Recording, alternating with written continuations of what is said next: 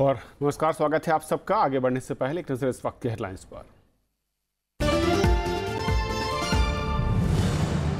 बाड़मेर में बनेगी देश की सबसे आधुनिक रिफाइनरी, प्रधानमंत्री ने रखी आधारशिला। 2022 से उत्पादन शुरू।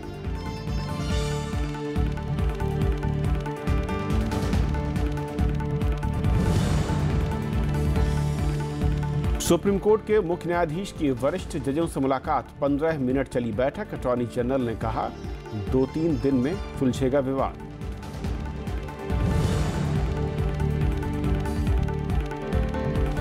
इस साल से हज सब्सिडी खत्म, सुप्रीम कोर्ट के आदेश के बाद केंद्र का ऐलान। अल्पसंख्यक कार्य मंत्री ने कहा इस साल हज पर रिकॉर्ड 1,75,000 यात्री।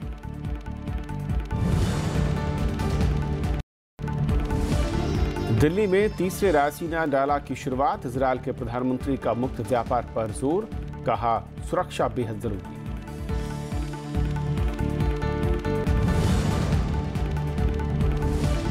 खाप पंचायतें नहीं रोक सकती वयस्कों का विवाह, सुप्रीम कोर्ट का सख्त आदेश, कहा अंतरजातीय शादी पर सवाल उठाने का किसी को नहीं हक।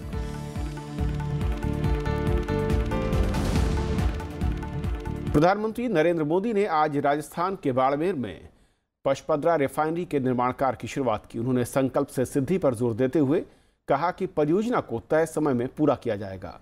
उन्होंने कहा कि इससे बड़ी संख्या में लोगों के जीवन में खुशहाली आएगी। नरेंद्र मोदी ने परियोजनाओं को अधर में लटकाने को लेकर कांग्रेस पर निशाना भी साधा।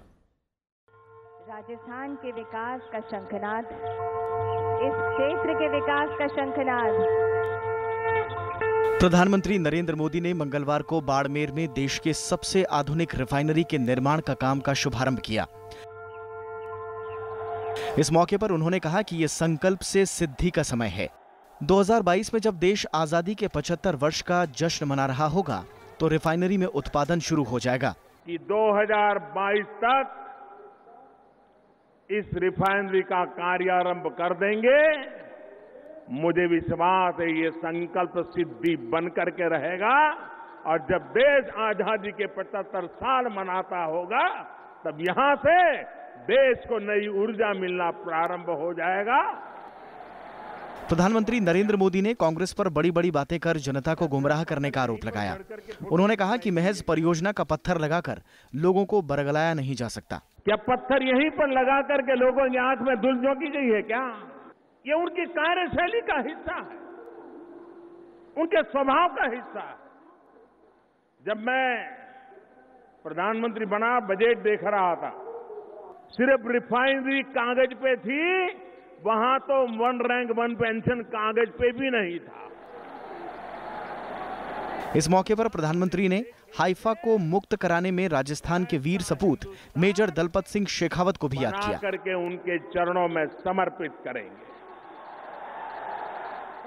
बाड़मेर जिले के पचपदरा रिफाइनरी परियोजना पर 43,000 करोड़ रुपए से ज्यादा की लागत आएगी। HPCL और राजस्थान सरकार के संयुक्त उद्यम वाली ये रिफाइनरी BS6 मानक पर आधारित होगी। यहां परियोजना के तहत पेट्रोकेमिकल कॉम्प्लेक्स भी स्थापित किया जाएगा। ये रिफाइनरी 2021 तक पूरी तरह से बनकर तैयार हो जाएगी। रिफाइनरी की क्षमता सालाना 9 मिलियन टन होगी।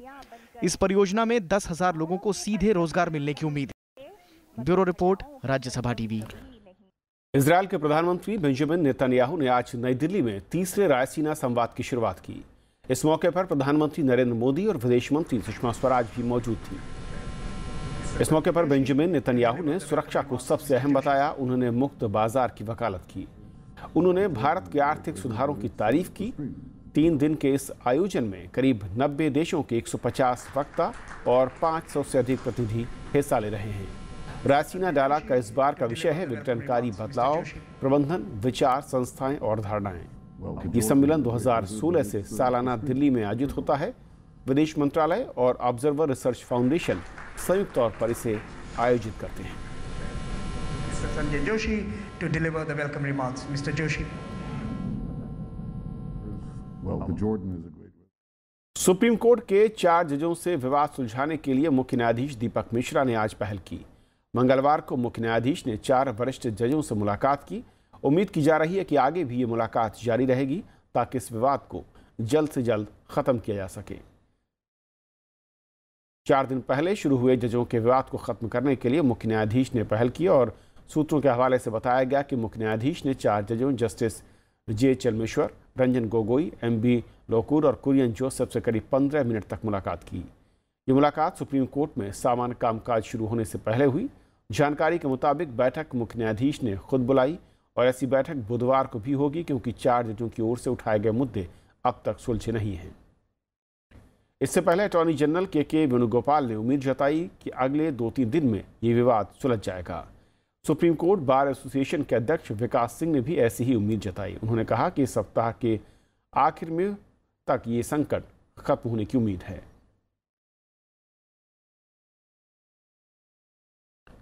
सुप्रीम कोर्ट ने बालिग लड़का और लड़की की शादी के खिलाफ खाप पंचायतों के हमले और अत्याचार को पूरी तरह से अवैध करार दिया है।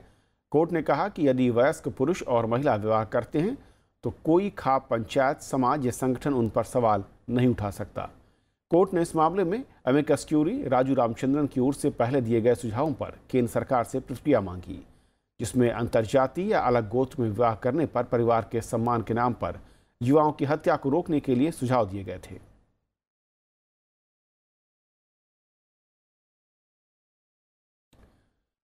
अब हज यात्रा के लिए सरकार सब्सिडी नहीं देगी। अल्पसंख्यक मामलों के मंत्री मुख्तार अब्बास नकवी ने आज इसका ऐलान किया।